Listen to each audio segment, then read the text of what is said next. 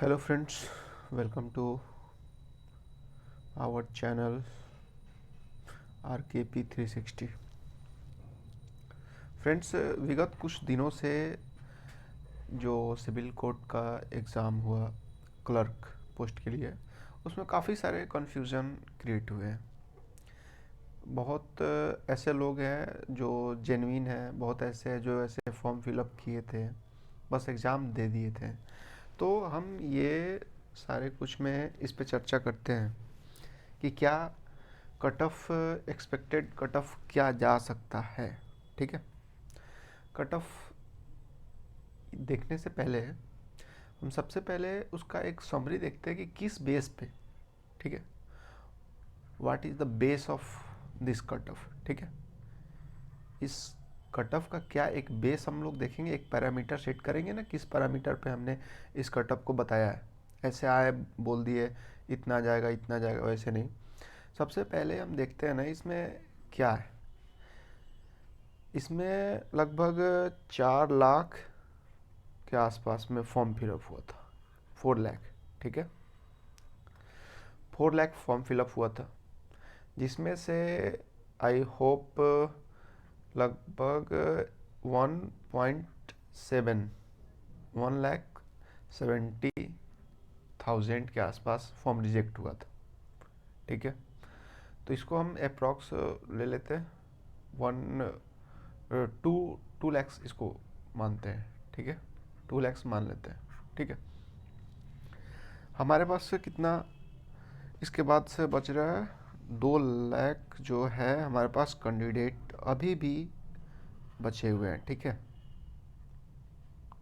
पहला पैरामीटर मेरा ये हुआ, यहाँ से मेरे पास 2 लाख फॉर्म अभी भी बचा हुआ है। इसके बाद इस 2 लाख में हम ये देखेंगे जो एग्ज़ाम हुआ था उसमें लगभग 40 to 50% बच्चे प्रेजेंट थे। ठीक है,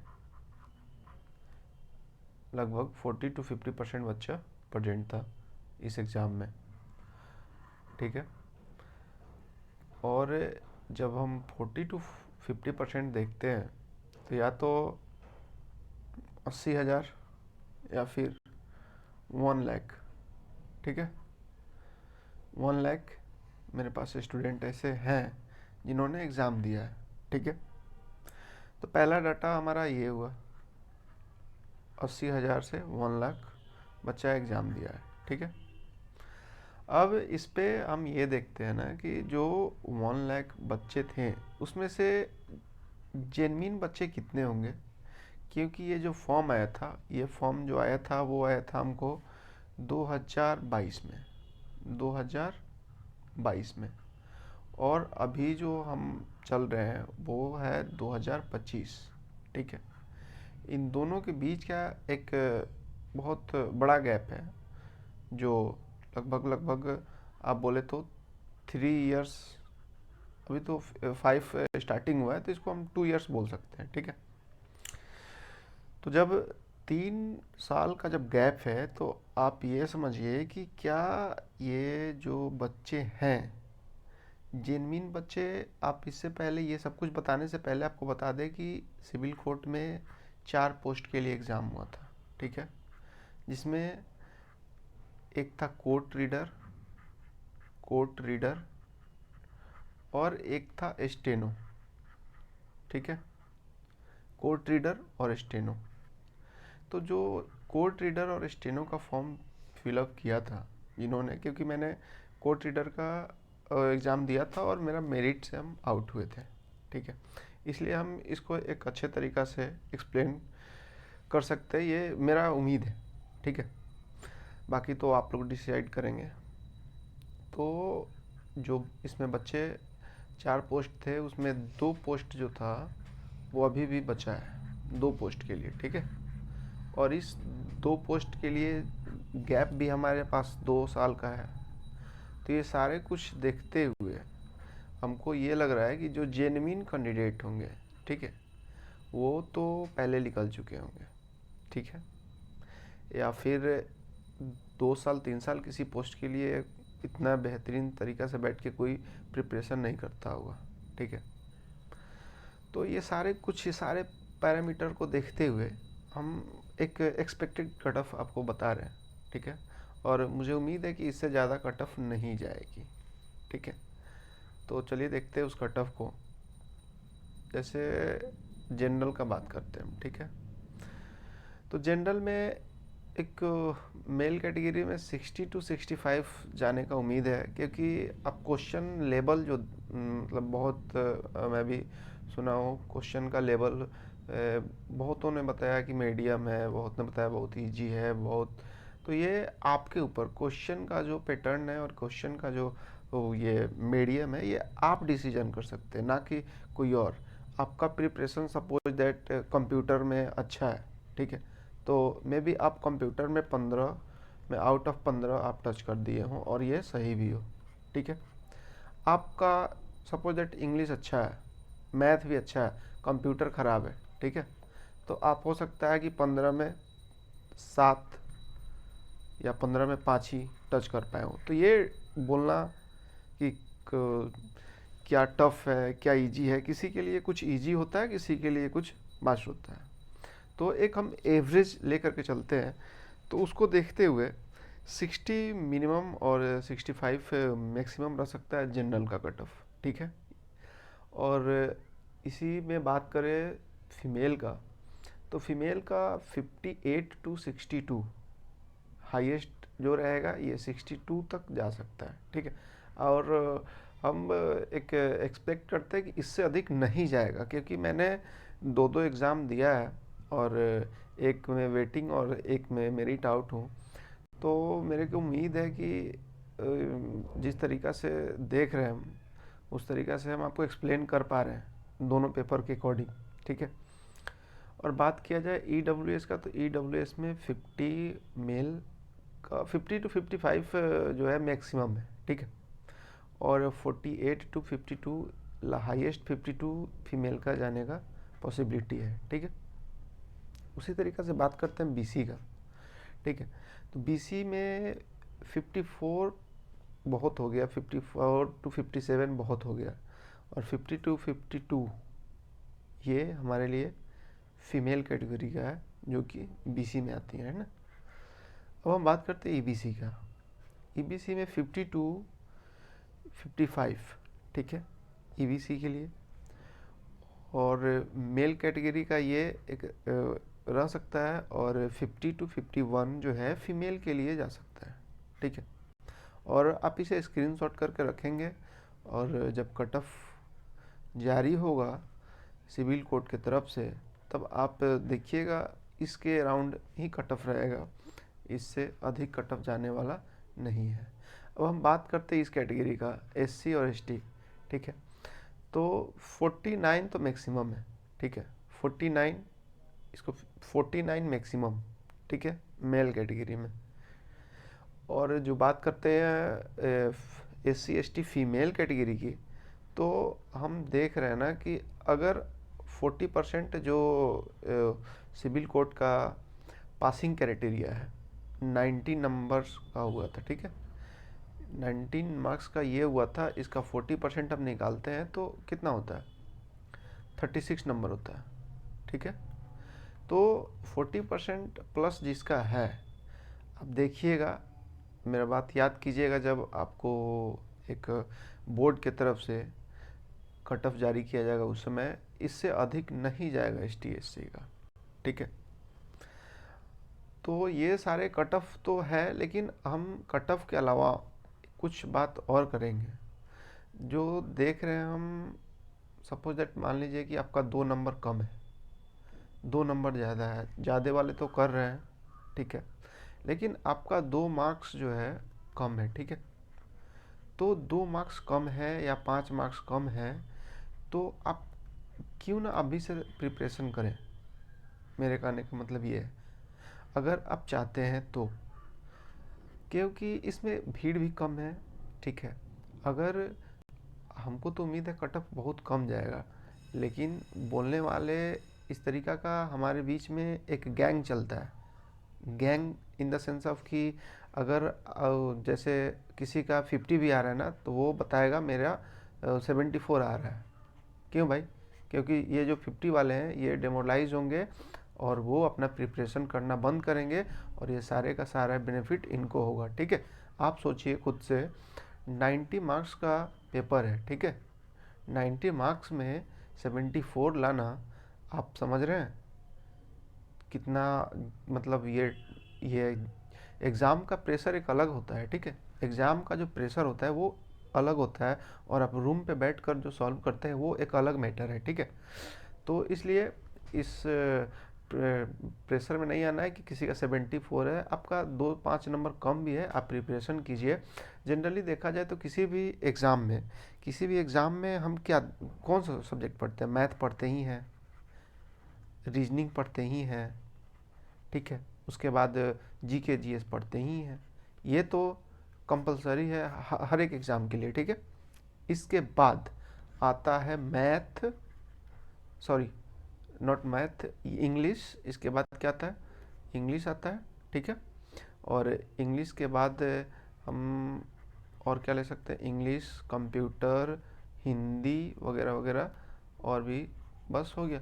तो ये जो सब्जेक्ट है, ठीक है, इसको जैसे आपका नंबर कम है, आप इंग्लिश पे अभी से थोड़ा थोड़ा पढ़िए, ठीक है। हिंदी हमारे बिहार भाइयों के लिए बहुत टफ, ये नहीं है क्वेश्चन कि हिंदी कैसे करें। और ये तीनों सब्जेक्ट तो हम पढ़ ही रहे हैं ना, या हम किसी भी पोस्ट के लिए प्रिपरेशन करें, ये तीनों सब्जेक्ट तो हम पढ़ रहे हैं ना। तो फिर हम एक इंग्लिश ही तो रह रहा है मेरे लिए, तो इंग्लिश जो बच रहा है इसको हम आराम से पढ़ते हैं, मेरा नंबर कम है, हम आराम से पढ़ते हैं, ठीक है।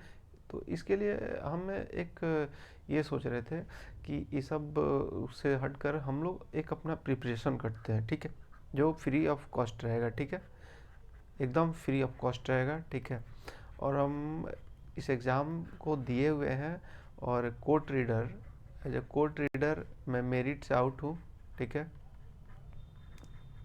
और स्टेनो में मेरा वेटिंग लिस्ट है, ठीक है।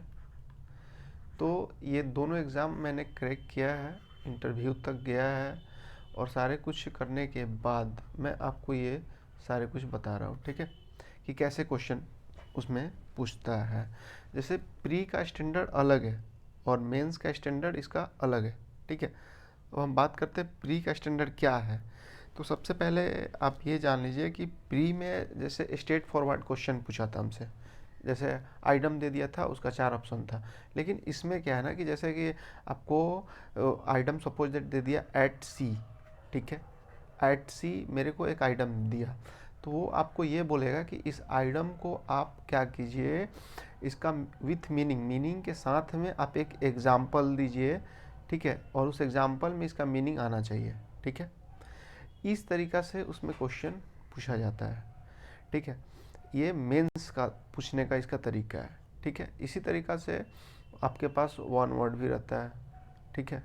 ग्रामर देखा जाए तो इंग्लिश में ग्रामर जो है वो नहीं के बराबर रहता है। अभी तक तो पूछा नहीं है, 2-2 एग्ज़ाम लिया है इन्होंने, बट दोनों में किसी में भी नहीं पूछा है ग्रामर, ठीक है। इसलिए हम लोग ग्रामर पे कम ही ध्यान देंगे, लेकिन हम लोग ग्रामर करेंगे। ऐसा नहीं, ग्रामर नहीं, सपोज दैट ग्रामर दे ही दिया तो हम क्या कर सकते हैं, ठीक है। इसलिए हम लोग ग्रामर करेंगे। तो हम ज़्यादा इस पे डिटेल बात तो कर ही दिया, और इस पे उतना उलझना नहीं है क्या कट ऑफ जाएगा क्या नहीं जाएगा, लेकिन अपना प्रिपरेशन जारी रखना है। इसके लिए हम ये सोच रहे थे कि एक तरफ इंग्लिश सेक्शन हम शुरू करते हैं, ठीक है, आराम आराम से।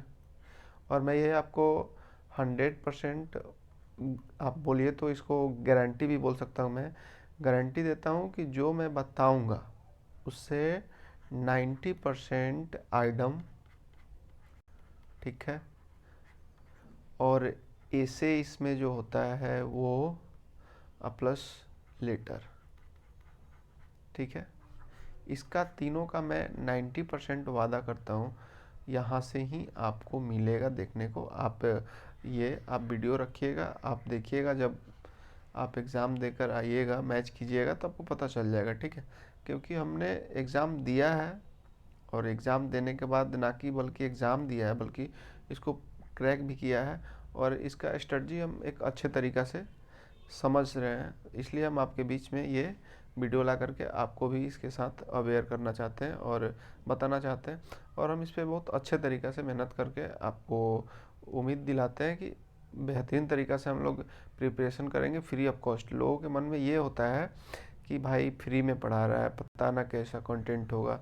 भाई मेरे, आप यही भ्रम में हो जो आपको इतने मोटा मोटा रकम लेकर के लूटा जा रहा है, ठीक है। अगर आप चाहो not only English but also all subjects आप देख लो तो यूट्यूब पे पड़ा है, बट हम लोग का मन मानता ही नहीं है ना, है बिना पैसा दिए मन मानता ही नहीं है, ठीक है। पैसा हम लोग दे देते तो लगता है कि हाँ अब ये अच्छा पढ़ा रहा है, ठीक है। तो ऐसा नहीं है, आप कंटेंट देखिए, आप एक मेच्योर्ड है, आप समझ सकते हैं कि क्या कंटेंट कहाँ से डिलीवर आपको हो रहा है और क्या बेटर है आपके लिए। और मैं इस एग्ज़ाम को क्रैक किया हूँ, इसलिए आपको मैं बहुत अच्छे तरीक़े से डील कर सकता हूँ, ठीक है। तो हम लोग एक प्लान करते हैं कि कौन कौन सा सब्जेक्ट हम लोग शुरू करते हैं, ठीक है, ताकि हम आराम से अभी से देख सके कि क्या क्या, तब तक हम लोग पढ़ते हैं ना, फिर आएगा रिजल्ट देखेंगे कैसे क्या होता है, किसका रिजल्ट आता है नहीं होता है, फिर उस समय देखेंगे। पढ़ना क्या गलत है क्या? तो इसलिए हम लोग पढ़ते हैं, अभी से ही शुरू करते हैं। तो आज से शुरू करते हैं हम लोग। पहला सब्जेक्ट रखते हैं, इसमें डिवाइड करते हैं दो टाइप से, ठीक है। पहला एक तरफ हम लोग ले लेते हैं इंग्लिश, ठीक है। इंग्लिश में क्या हम लोग करते हैं, इंग्लिश में हम लोग करते हैं आइडम, ठीक है। आइडम से शुरू करते हैं क्योंकि इंग्लिश में एक आइडम एक ऐसा टॉपिक है, कोई टॉपिक रहे या ना रहे बट आइडम तो रहता है भाई साहब, ठीक है। और आइडम के साथ साथ हम लोग एसे करते हैं, इम्पोर्टेंट एसे, ठीक है। पहला टॉपिक आइडम, दूसरा टॉपिक हमारे लिए इम्पोर्टेंट एसे करते हैं, ठीक है। इम्पोर्टेंट एसे करते हैं, ठीक है, ठीक है। और ऐसे कैसे करेंगे, इसका ये लॉजिक रहेगा, हम लोग ऐसे जो होता है ना उसको हाफ हाफ करेंगे, ठीक है। एक बार में फुल ऐसे नहीं, हाफ हाफ करते हैं इसको, ठीक है। और एक तरफ हम रखते हैं क्या क्या रखा जाए, एक तरफ जैसे सपोज दैट हम साइंस सेक्शन ले लेते हैं, ठीक है। इस बार साइंस का वेटेज अधिक था, तो ऐसे तो साइंस हम लोग ले लेते हैं। साइंस लेने से ये बेनिफिट होगा कि जो हमारे फ्यूचर के लिए, जैसे बिहार एसआई आ रहा है, ठीक है, सीजीएल आ रहा है, बीएसएससी सीजीएल जो आ रहा है, ठीक है, इन सब के लिए ये साइंस जो है बहुत ज़्यादा इम्पोर्टेंट होगा। और ये साइंस हमारे सिविल कोड के लिए भी आ सकता है। और इसके साथ साथ हम लोग देखते हैं आगे, आप लोग का अच्छा रिस्पॉन्स रहा तो एक कंप्यूटर क्लास भी हम लोग लेंगे, ठीक है। और कंप्यूटर भी देखते हैं, आराम आराम से करते हैं अभी। और इसका उम्मीद है कि रिज़ल्ट बहुत जल्दी ही आएगा और मेंस का डेट भी साथ साथ आएगा, ठीक है।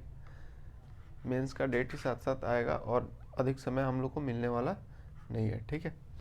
तो इस पे आप एक कल से हम लोग स्टार्ट करते हैं, और समय मिलता है तो आज से ही देखते हैं और अच्छे तरीक़े से हम लोग पढ़ते हैं। चलिए, और ये कट ऑफ के चक्कर में आप लोग नहीं पढ़िए, क्योंकि ये जो है मार्केट में बहुत ऐसे होता है कि आप लोग को डेमोरलाइज किया जाए ताकि कैसे हम आगे निकल जाए, तो हम आगे निकल जाए। इससे ऊपर उठकर आप लोग प्रिपरेशन में लगिए, और फिर आते हैं नेक्स्ट वीडियो में। अगर वीडियो अच्छा लगा हो तो प्लीज़ आप अपना एक सजेशन ज़रूर दीजिए, ठीक है। चलिए, thank you for watching this video, please like and subscribe, ठीक है, फॉर माई मोटिवेशन इसको बोल सकते हैं, ठीक है, एक मेरे मोटिवेशन के लिए, ताकि हम आप लोगों के लिए एक और अच्छा तरीक़े से और बेहतरीन वीडियो लाऊं। इसके लिए ये और ये ज़रूर कीजिएगा, अच्छा लगा हो तो। थैंक यू फ्रेंड्स, फिर मिलते हैं नेक्स्ट वीडियो में, तब तक के लिए गुड बाय।